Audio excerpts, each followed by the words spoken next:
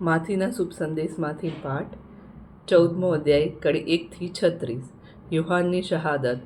આ અરસામાં રાજા હેરોદને કાને ઈસુની કીર્તિ પહોંચી. તેણે પોતાના દરબારીઓને કહ્યું, આ સ્નાન સંસ્કારક યુહાન છે, એ પાછા સજીવન થયા છે, એટલે જ તો તે આવી ચમત્કારિક શક્તિઓ ધરાવે છે. વાત એમ છે કે હેરોદે પોતાના ભાઈ ફિલિપની પત્ની હેરોદિયાસને ખાતર યુહાનને પકડી જંજીર પહેરાવી કારાગારમાં નાખ્યા હતા. કારણ યુહાને તેને કહ્યું હતું કે તું એની સાથે રહે છે એ અધર્મ છે. હેરોદને તેમને મારી નાખવાનું મન થયું, પણ તેને લોકોની બીક લાગી, કારણ તેઓ યુહાનને પૈગંબર માનતા હતા. પણ હેરોદની વરસગાંઠની ઉજવણી વખતે હેરોદિયાસની દીકરીએ બધા વચ્ચે નૃત્ય કરીને હેરોદને એવો તો ખુશ કર્યો કે તેણે તેને વરદાન માંગ્યું, માંગ, જે માંગે તે આપું. એટલે પોતાની માની શિખવણીથી તેણે કહ્યું, મને અત્યારે ને અત્યારે સ્નાન સંસ્કારક યુહાનનું માથું થાળીમાં મૂકીને આપો.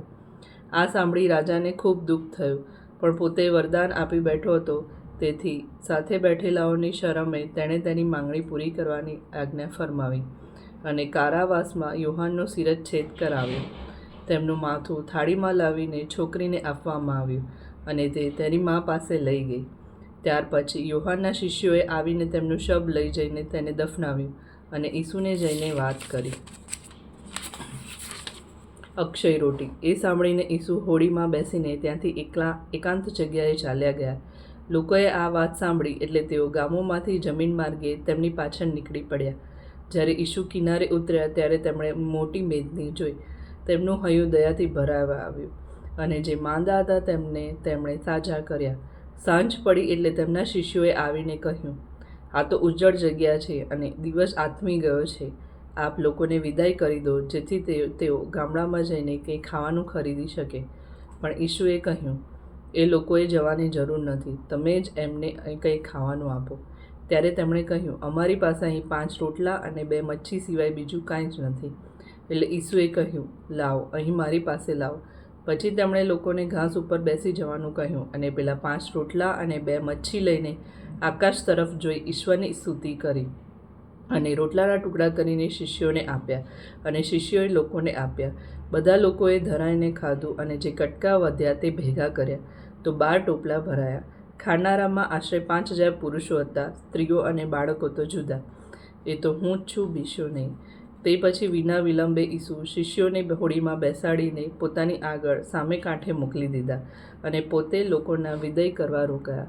લોકોને વિદાય કરી પછી ઈસુ પ્રાર્થના કરવા માટે પર્વત પર એકલા ચાલ્યા ગયા.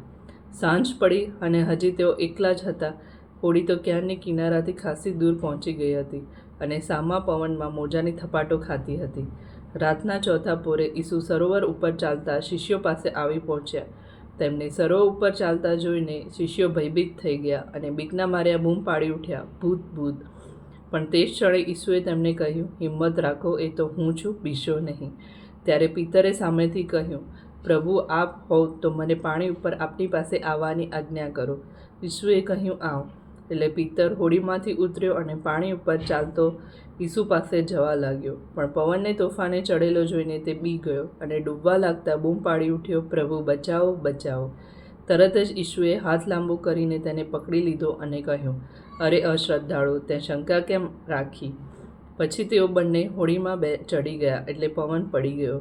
હોડીમાં હતા તેઓ ઈસુને પગે પડ્યા અને કહેવા લાગ્યા, સાચે જ આપ ઈશ્વરના પુત્ર છો. પછી સરોવર ઓળંગીને તેઓ ગન્નેસેરત પ્રદેશમાં પહોંચ્યા અને ત્યાંના માણસોએ તેમને ઓળખ્યા. એટલે તેમણે આસપાસના આખા પ્રદેશમાં ખબર મોકલી. લોકો જે કોઈ માંદા હતા તે બધાને ઈસુ આગળ લઈ આવી તેમણે વિનંતી કરવા લાગ્યા કે આપ ફક્ત આપના વસ્ત્રની કોરને અડવા દો, અને જેટલા અડ્યા તે બધા સાજા થયા. આ પ્રભુની વાણી છે, તે આપણો આધાર છે.